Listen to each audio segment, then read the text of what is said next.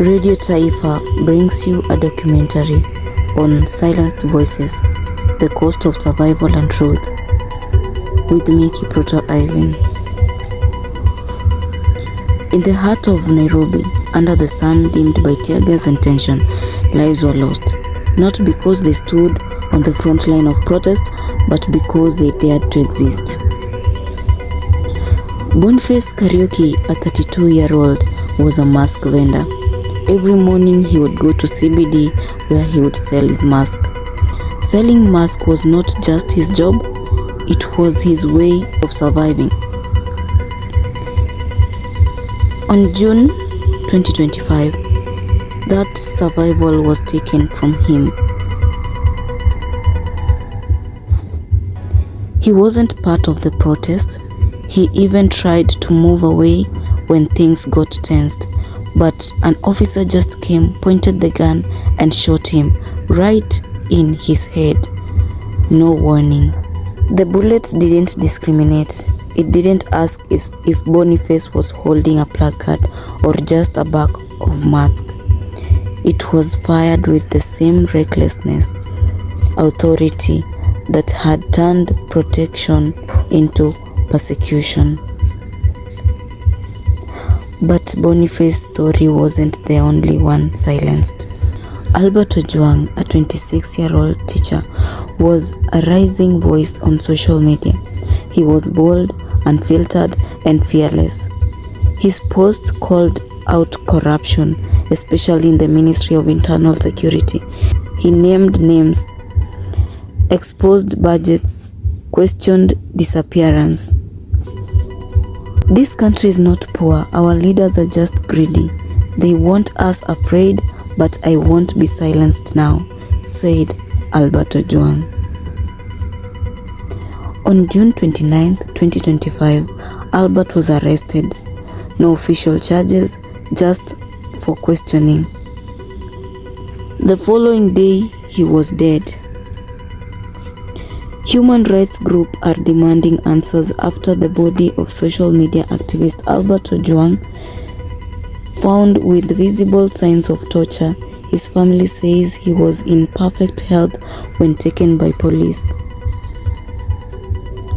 Photos leaked from the morgue told a story no press release could deny. Broken ribs, deep bruises, burn marks. His lips had bruises. His voice literally beaten out of him. These aren't just names. Boniface Kariuki, Albert Ojwang, they are fathers, sons, fighters.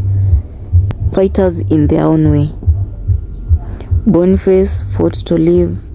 Albert fought to speak. Both were silenced, not by chance, but by a system that fears survival as much as it fears truth. Kenyans are raising alarms over what they describe as steady decline in democratic governance, as the government appears increasingly unwilling to listen to the voices of its people, from whispered police brutality to suppression of peaceful protest. Many believes the country is drifting away from the values and enshrined in its own constitution. Despite Article 37 of the Kenyan Constitution guaranteeing every citizen the right to assemble, demonstrate and picket peacefully, recent months have witnessed brutal crackdowns on demonstrators across the country. Tear gas, live bullets, mass arrests, and violent beatings have become routine response by police to largely peaceful protesters. Civic groups, human rights activists, and opposition leaders have condemned the growing culture of impunity among security forces. This is no longer just about protest, it's about silencing dissent. The government is using the police to intimidate and punish those who dare speak out, says John Maina, a legal officer at the Kenyan Human Rights Commission. Several high-profile cases of police misconduct have rocked the nation, including the fatal shooting of Boniface Kariuki, a mask vendor caught in the chaos of a protest he was not even part of. Eyewitness claim he was shot at a close range while trying to pack his goods and leave the area. In another disturbing case, Albert Ojwang, a social media activist known for exposing corruption, died under suspicious circumstances while in police custody. An independent autopsy revealed signs of torture. No officer has been held accountable. The trend is worrying. We are seeing citizens becoming brutalized simply for exercising their constitutional rights. The government is shutting down dialogues and governing through fear, says Dr. Mercy Achieng, a political analyst and lecturer in the University of Nairobi.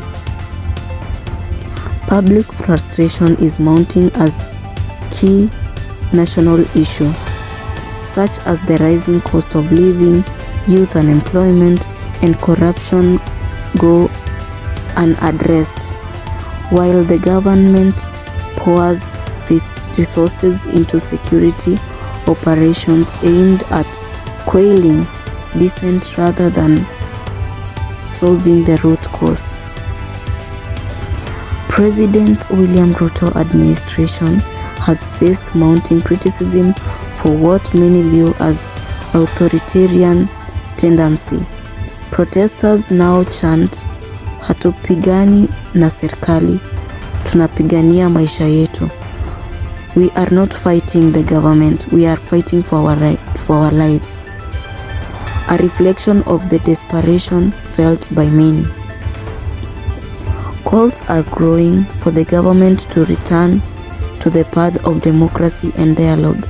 Kenya is bigger than anyone administration. The government must listen to its people or risk losing the moral legitimacy to lead, warns Reverend Samuel Kibet of the Interfaith Council on Justice and Peace.